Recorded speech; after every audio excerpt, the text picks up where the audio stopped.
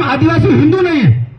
अब चुनौती देता हूं उन सभी तत्वों को मैं, जब हम त्रिवेणी पर खड़े हैं, हिंदू आस्था के अनुसार अस्थि विसर्जन करते हैं, महादेव यहाँ है, हमारे अपने पूर्वज वाल्मीकि ऋषि यहाँ है, श्रीहरि यहाँ है, हम हिंदू हैं इसलिए यहाँ है। और जो ये कहता है कि आदिवासी हिंदू नहीं है, वो क्यों कहता है, मुझे कुछ दस्तावेज है जिनका मैं यहाँ कोड करना चाह रहा हूं आप सभी जनता के सामने, और जितने वरिष्ठ जन है वो सभी जानते हैं, लेकिन बोलना जरूरी है। वो इसलिए कि आदिवासी हिंदू नहीं, ऐसा पहला किसने कहा था? वो कहा था एक पादरी जिसका नाम था वेरियर एल्विन, उसका नाम है वेरियर एल्विन नाम का एक पादरी था, उसने कहा था। तो क्या ऐसा बोलने वाले लोग पादरियों की बात कर रहे हैं? ऐसा बोलने वाले लोग चर्च की बात कर रहे हैं, आदिवासी धर्म कोड की बात कर रहे हैं कुछ लोग? वो कहां से लाए? तो पता चलता है एक कागज हाथ लगा है, वो रांची है झारखंड की राजधानी, वहां का एक चर्च है, द कैथोलिक चर्च है। द कैथोलिक चर्च ने लिखा पहली बार धर्म कोड चाहिए, और धर्म कोड की मांग पहले चर्च ने की, और वो चर्च वो सारी बातें की, और उस बात को चर्च की बात झारखंड की बात लाके बेनेश्वर में डाल दी और हमारे वागड़ में डाल दी, और ये कहा आदिवासी हिंदू नहीं चर्च कोड चाहिए। अरे महाराज, चर्च की बातें क्यों करते हो? एक पादरी की बात क्यों करते हो? हमें बात करनी चाहिए वाल्मीकि ऋषि की, जो ये कहते हैं कि धरती हमारी माता है। इसकी पूजा यदि हम करते हैं तो प्रभु श्री राम कहते हैं कि धरती और ये धरती माता और हमारी माता, ये दोनों स्वर्ग से भी महान है। हमारी प्रेरणा ये है, हमारी प्रेरणा आदिदेव की है, जो ये कहते हैं कि नव क्रांति होनी चाहिए, नव भक्ति होनी चाहिए, संतों के साथ में बैठना, अच्छी बात करना है और विकास की बात करना है। इस बात को कौन कर रहा है? इस बात को करने वाला एक ही विचार है, वो विचार है, अलग अलग कालखंड में राजनीतिक क्षेत्र में बहुत सारे लोग आए, लेकिन कुछ लोगों का मैं नाम लेना चाहता हूं जिन्होंने आदिवासी के लिए कुछ किया, हमारे लिए कुछ किया, बेनेश्वर धाम के लिए कुछ किया, हमारी संस्कृति के लिए कुछ किया।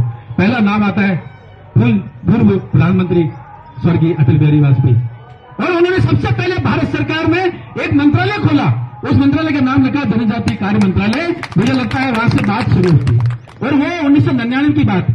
मैं कुछ प्रश्न करना चाहता हूं, जो राजनीतिक क्षेत्र में कार्यकर्ता बात करते हैं, उनको ये पूछना चाहिए 1999 से पहले कौन लोग इस देश में शासन करते थे, जिनको ये ध्यान में क्यों नहीं आया कि आदिवासी भी इस देश का निवासी है, और वो गरीबी में है, वो अभाव में है, उनको फर्स्ट राइट का एक उसमें राइट नहीं दिया जा रहा है, उसका काम कौन करेगा? ये क्यों ध्यान में नहीं आया? उनसे प्रश्न पूछना है।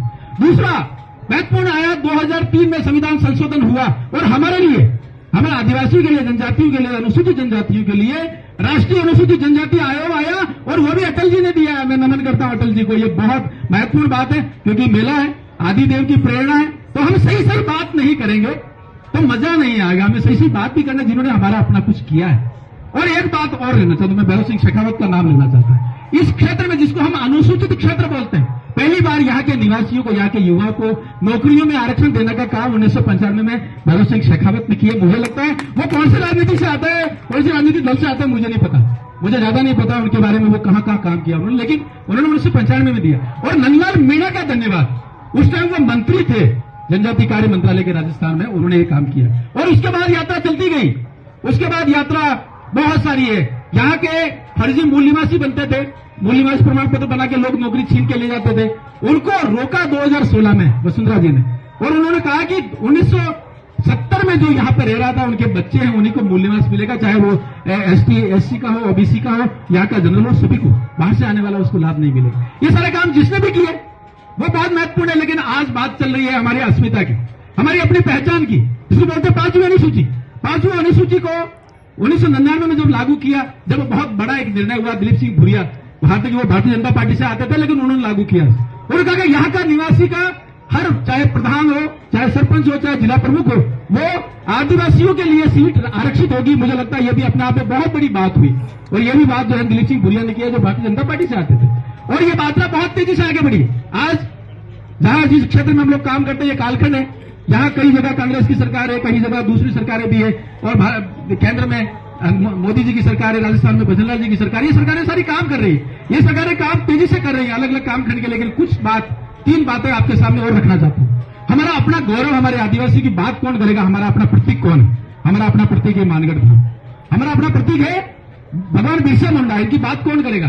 तो देखिए, इतिहास में पहली बार नरेंद्र भाई मोदी, माननीय प्रधानमंत्री जी, मानगढ़ धाम आए 1 नवंबर 1922 को, और आए और बहुत बड़ी बात किए के गए 4 राज्यों के लिए। उन्होंने कहा राजस्थान, गुजरात, मध्य प्रदेश और महाराष्ट्र चारों मिलके मानगढ़ धाम के लिए कुछ करें। मुझे लगता है बहुत कुछ किया होगा, लेकिन आज की तारीख में चारों जगह जो सरकार है वहां पर हम बात करने की और उनसे लड़ झगड़ने की ताकत में हुए स्थिति में हम मन में भावना है कि मानगढ़ धाम के साथ साथ बेणेश्वर धाम पर भी जनजाति गौरव का कोई बहुत बड़ा स्मारक जो राष्ट्रीय स्तर पर होना चाहिए। आप सभी की राय से हम इस बात को आगे बढ़ाएंगे। दूसरी बात की भगवान बिरसा मुंडा जिन्होंने पहली बार अंग्रेजों को ललकारा, हमारा दुश्मन कौन? अंग्रेज। सन 1900 में ललकारा। 1895 से उन्होंने बहुत लंबी यात्रा है, उलगुलान किया था उन्होंने। और किस बात के लिए किया था? जल, जंगल, जमीन, जल और जानवर हम सभी के लिए किया था, जिसको हम बोलते हैं प्रकृति, प्रकृति की रक्षा के लिए किया था। वो ललकारा था अंग्रेजों को। उन्होंने सीधा कहा, उनकी 10 शिक्षा उस पर मैं नहीं जाता, लेकिन 2 बातें मुझे बार बार याद आती है। उन्होंने कहा है, उन्होंने ये कहा कि दूसरे धर्म से बढ़िया है हमारा अपना धर्म। हमारा अपना धर्म कौन सा? भगवान बिरसा मुंडा किसके लिए कह रहे? वो इस बात के लिए कह रहे थे कि महादेव का जो धर्म है वो हमारा अपना धर्म। मुझे ये लगता है वाल्मीकि ऋषि के जो विचार है, जो उनका पंथ है, उनकी प्रक्रिया है, उन्होंने जो सीखा है, उनकी शिक्षा है, वो हमारा अपना धर्म है। भगवान बिरसा मुंडा ये कह रहे। तो आज हमें याद रखना कि भारत का धर्म सनातन धर्म, संस्कृति, परंपरा, जिसके बहुत सारे रूप हैं, उस सभी रूपों को लिए भगवान बिरसा मुंडा समर्पित है। और दूसरा उन्होंने कहा कि गौ माता और तुलसी माता की पूजा करना है। मुझे बताइए, आदिवासियों में से पैदा हुआ एक 26 साल का युवा जो जितने भी क्रांतिकारी हुए उसमें एकमात्र ऐसा जिसको लोग भगवान कहते हैं, वो ये कह रहा है कि गौ माता और तुलसी माता की पूजा करना है। मुझे आप ये बताइए, तुलसी माता और गौ माता पूजा करने के लिए कौन आगे आया है? कौन सा धर्म आया आगे? वो सनातन धर्म है, हिंदू धर्म। इसका मतलब भगवान बिरसा मुंडा हिंदुओं के देवता है और उन्होंने ललकारा है। मुझे इतना बहुत कहना है, बहुत सारी चीजें, लेकिन नरेंद्र भाई मोदी जी ने एक बहुत अच्छा काम किया। आदिवासियों का प्रतीक भगवान बिरसा मुंडा जी के जन्मदिन 15 नवंबर को राष्ट्रीय जनजाति गौरव दिवस घोषित किया और ये पूरा वर्ष इसके लिए चल रहा है। राष्ट्रीय 10 संग्रहालय भी बनाए। मुझे लगता है राजस्थान की भी इसमें बहुत अच्छी